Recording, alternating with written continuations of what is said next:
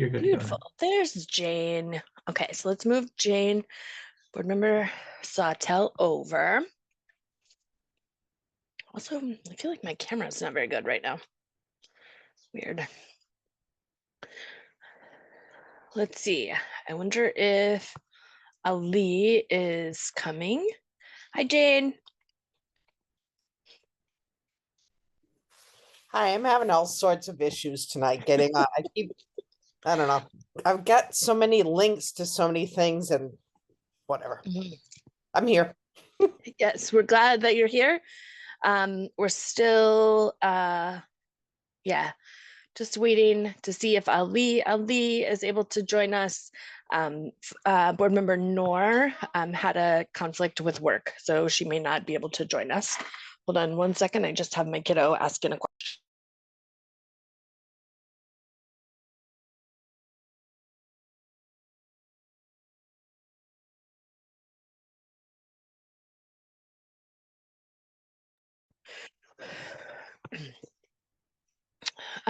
I think we wait another minute, and then board member Sawtell, you and I can go through these couple of documents tonight.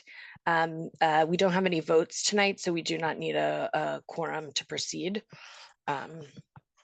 So this is a small crew coming out of my last committee meeting where we had like 20 people because we had so many people talking. It was great though.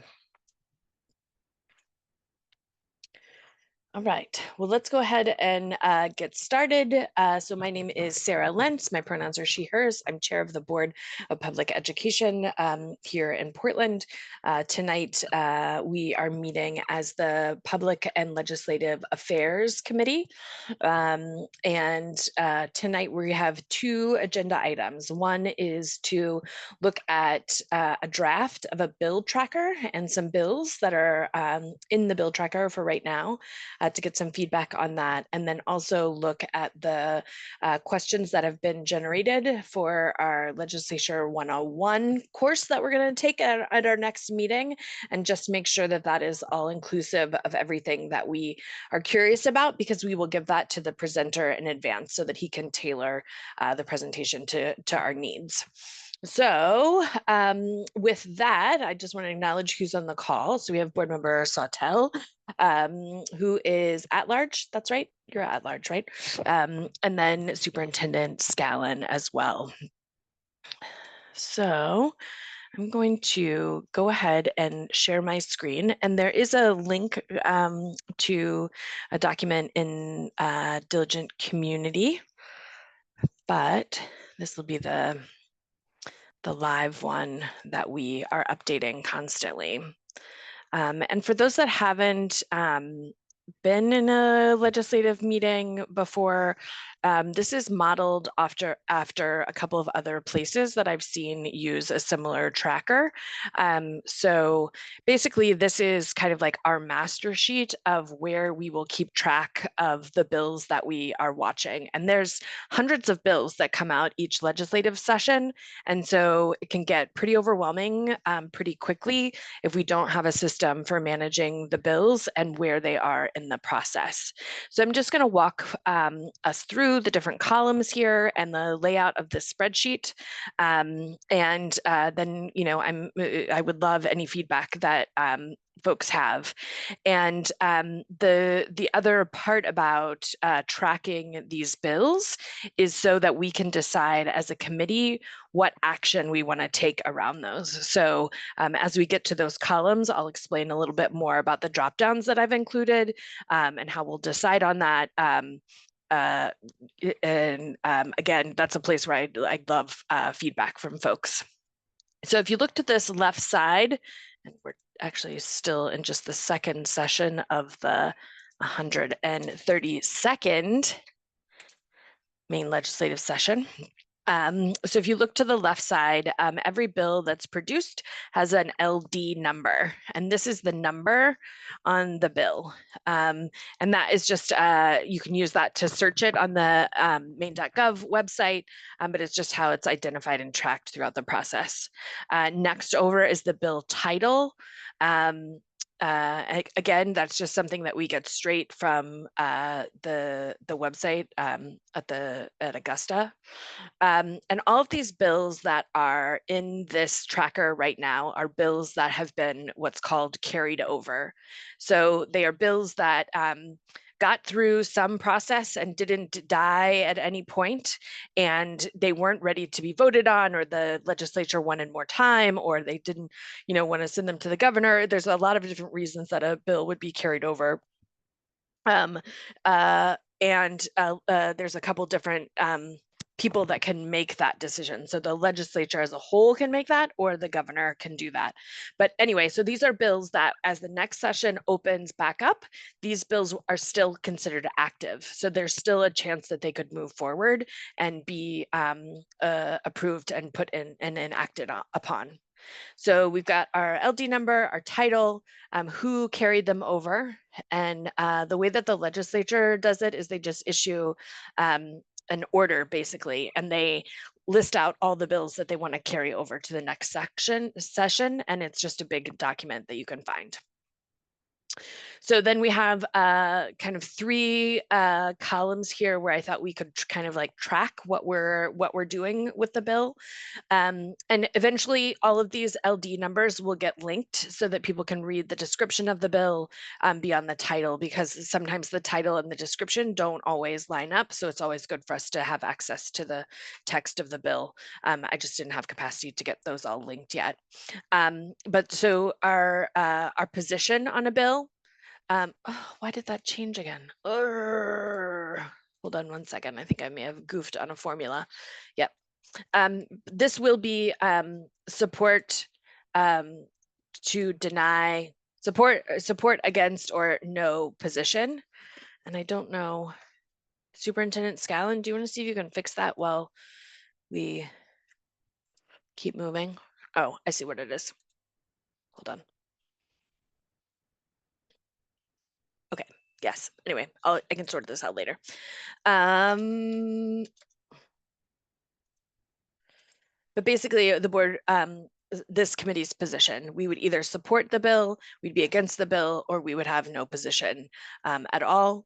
Then we would have a desired action, and the committee would vote on whatever that action is, and the options could be anything from giving written testimony to in-person testimony in Augusta, or no action at all, and that we could just say that we support a bill. Let me just get rid of this here and we'll keep moving over. Then if we wanted to ask the community for support in any way, we haven't developed a system to do this, but I know that we had talked about potentially in the newsletter, the community newsletter, having like a little advocacy blurb where if people wanted to give testimony and support or against for a bill, we could help the public understand kind of what bills are coming up when. And any questions about those pieces right there?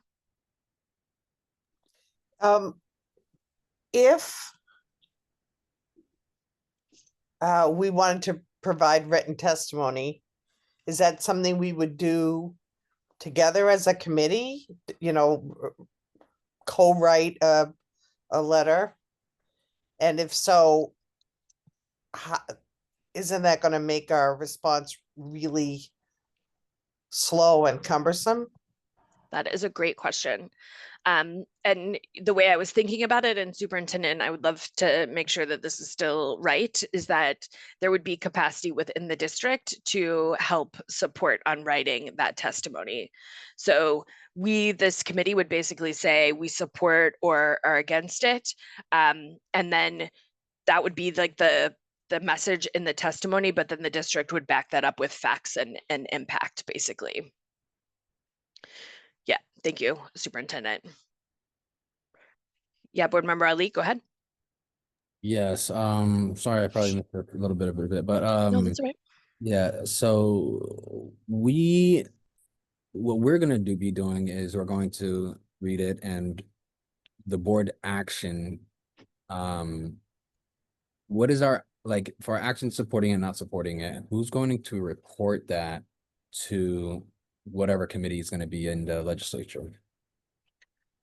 So we wouldn't be reporting whether or not we support it or not. We'd be giving testimony, basically. Like if we support it or against it and want to give testimony, our way of communicating with the legislature, based on my knowledge that I have right now in this moment, our action would be to deliver that viewpoint via testimony, either in person or written.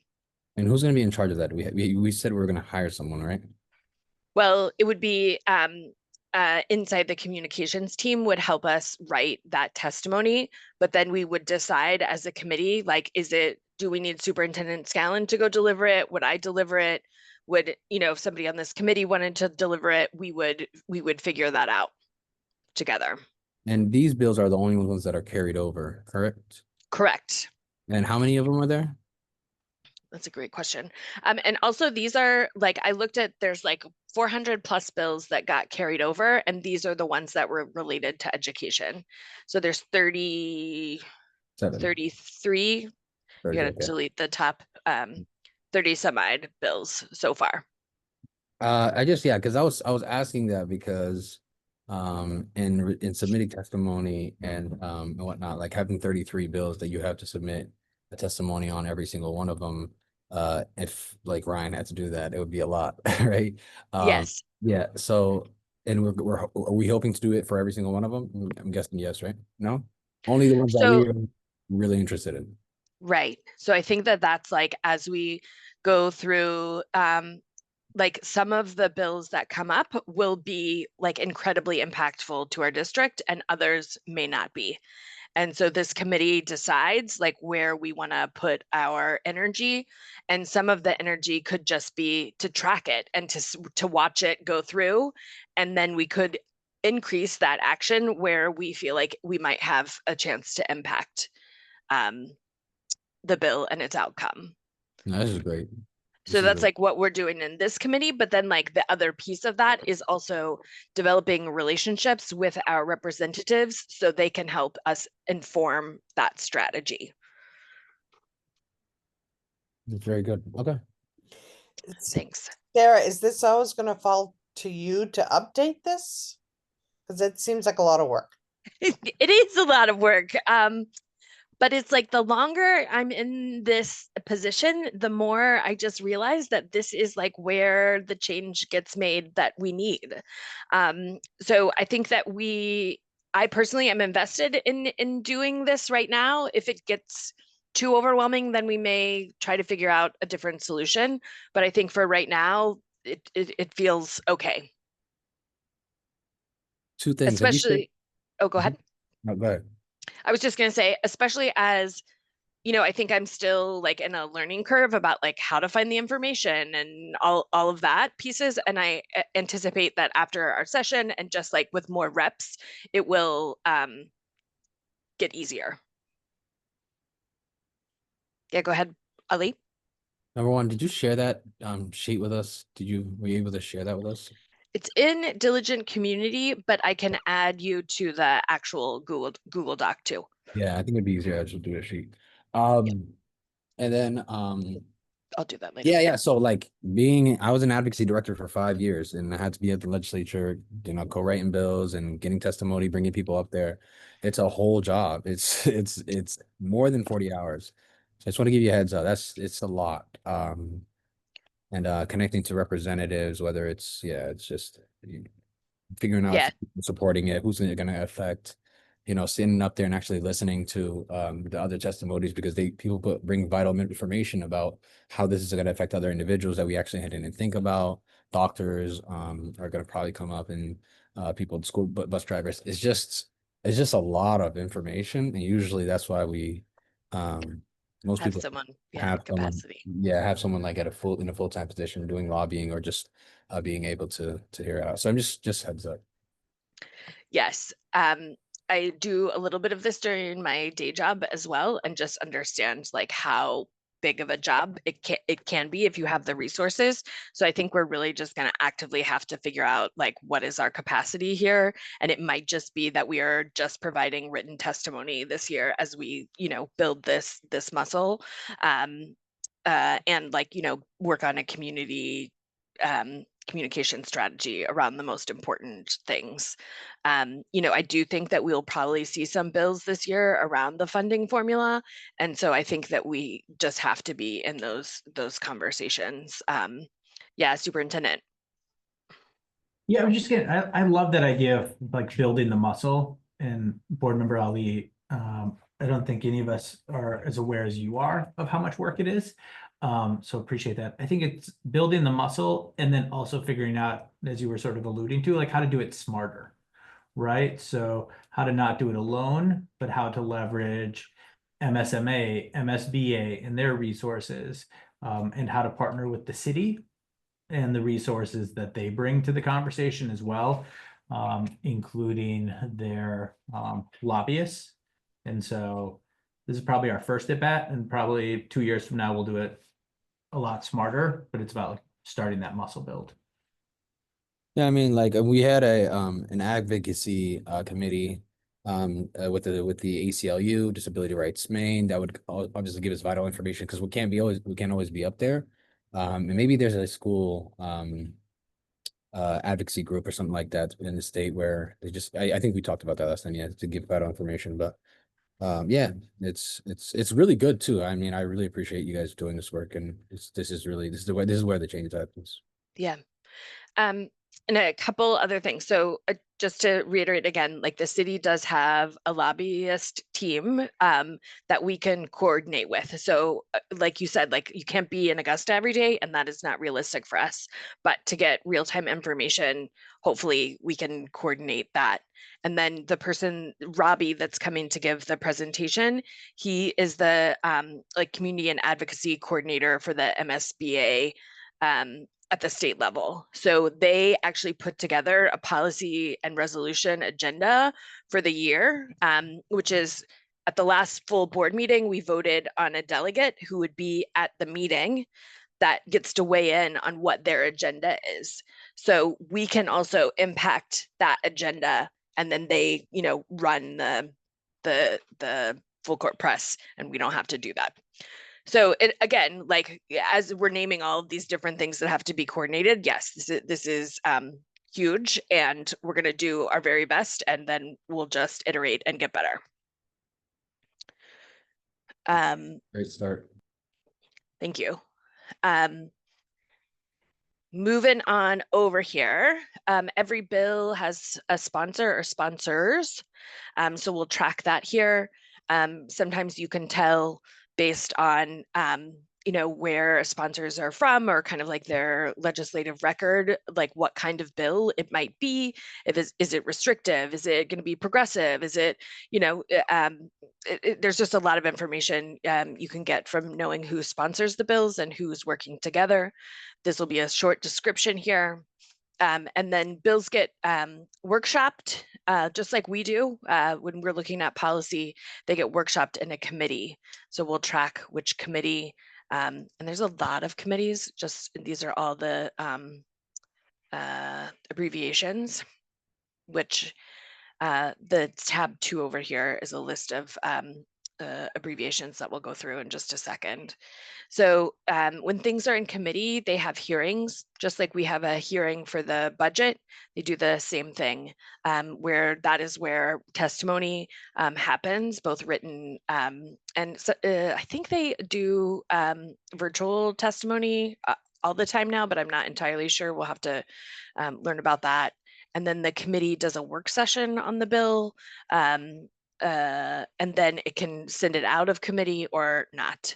And how it starts in the House or the Senate and how that works, I don't know yet. So we'll learn that along the way as well. And then this is just like roll call information. We can link to that and just track it on through. I consider this to be a living document. So, and I'm also modeling this along the lines of how the city runs their legislative committees, but they have, bills and they continue to add and track. And this is a document that's available to all committee members at any time. So you can, kind of go in there and see what's happening. And And then sheet 2 here is just like a lot of abbreviations and things.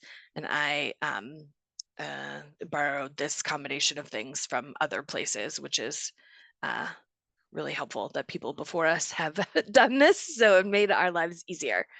But yeah, and then here's a link to the legislative like dictionary, basically.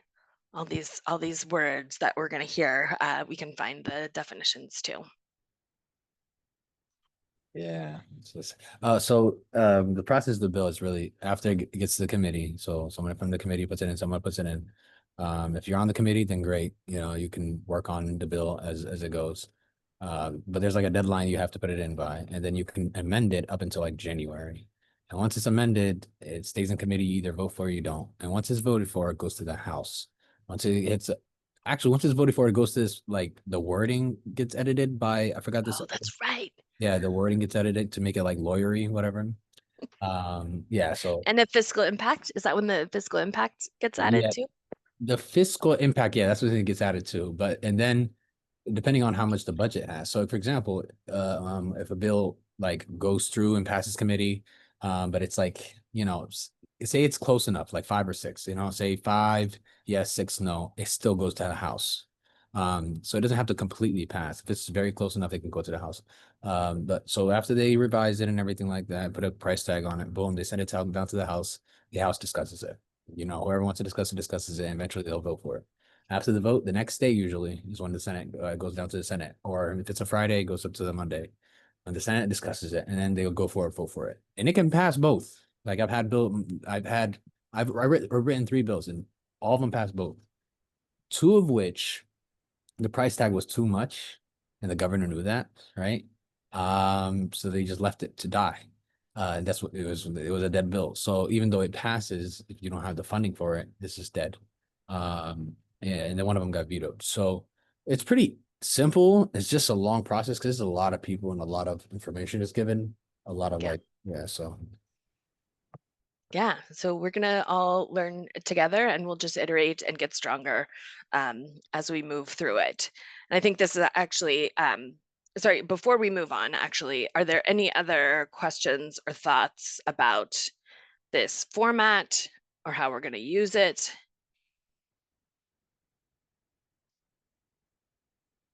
Okay, well, as we get into it, I'm sure that we'll make some changes. And oh, one moment, I'm hearing my name very urgently from the back.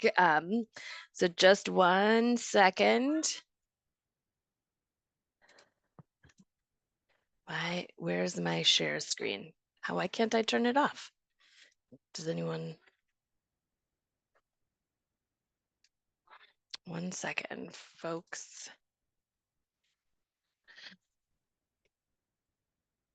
Can anyone take away? Thank you. Whew. That was tricky. Okay. Okay, 1 second.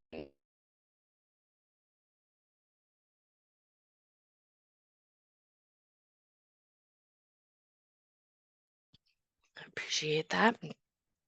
And so the other thing that I wanted us to look at tonight is just the questions for the presentation. So I've heard from a couple of you about questions that you have, and I thought I could just show this list of questions that we've generated so far, and we could think about if there's any holes in this list. So far, and I'll just read these out and then we can talk about what might be missing. Who are representatives? How long are their terms? Does the city of Portland have a lobbyist? How are education issues handled at the state level? How long is the legislative session and when does it start? It actually, and just so folks know, it does start in September. So this is gonna go pretty quickly, I believe. our learning curve.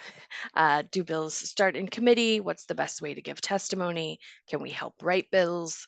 What is the best way to inform the language of the bills? Is there a critical point that's most effective to be involved? How do bills move through the process? Can we access information about a bill? What causes a bill to fail? What does appropriations do? What does it mean if a bill is carried over, and what kind of vetoes are there? What other questions do folks have based on what we know or don't know at this moment? And Superintendent, I would also be curious if you have questions as well. I have 3. Great. Especially thinking about who's coming to talk to us. I'd love to understand better how the MSMA, MSBA determine their position on bills.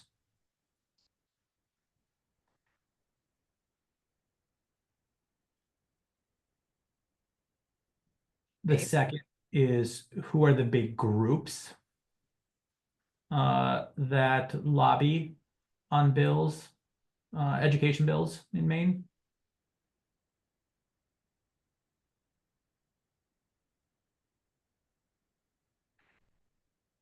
And third, would love to understand a little bit more about Ali's point around funding and the idea that bills can pass, but then if they don't get the funding, and so how that would impact especially things like EPS and school construction pieces that both would have significant potential price tags.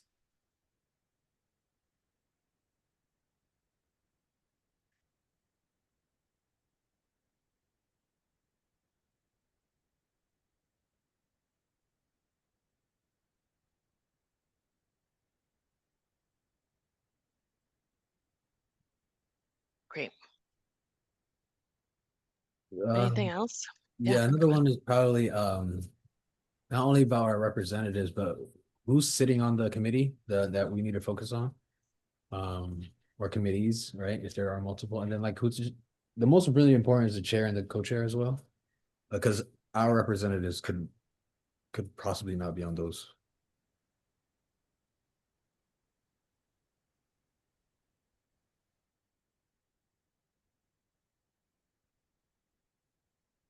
Yeah. And do people move from one committee to another from their first year to their second year? Do you know that, Ali? Yes, yeah, they do.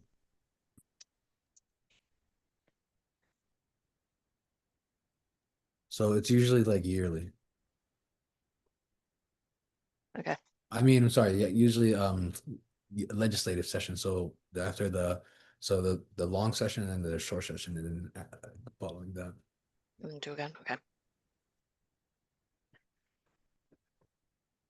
Great. Anything else, given what we know right now?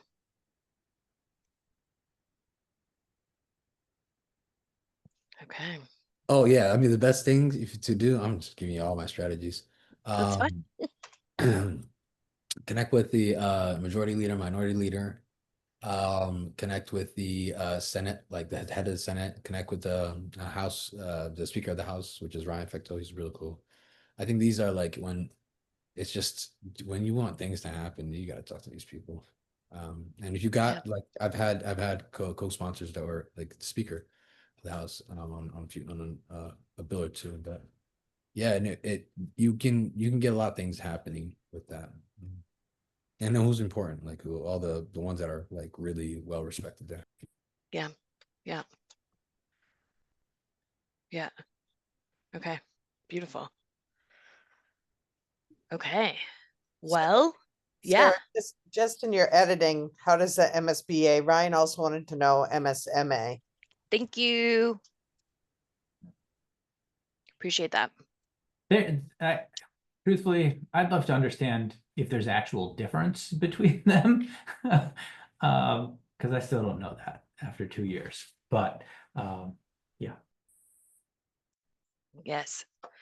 Well, we can clarify that. Okay, beautiful. So I will take this list to Robbie. I'm also going to send it to board member Noor just to see if there's anything else that she would add before I do that. There is also a legislative meeting tomorrow morning at the city. I will not be able to join that. I have an event tomorrow and I wasn't sure, Superintendent, if you'll be able to join or if we'll just maybe hopefully catch the next one. We will need, unfortunately, to catch the next one. Yeah, no, I that's okay. But we'll get there. You said at But the I city in Portland? haven't. Okay. Yes, and so anybody can join that just by going on the city's website. I don't know, Board Member Sawtelle or Board Member Ali, if either of you wanted to be there, you're more than welcome.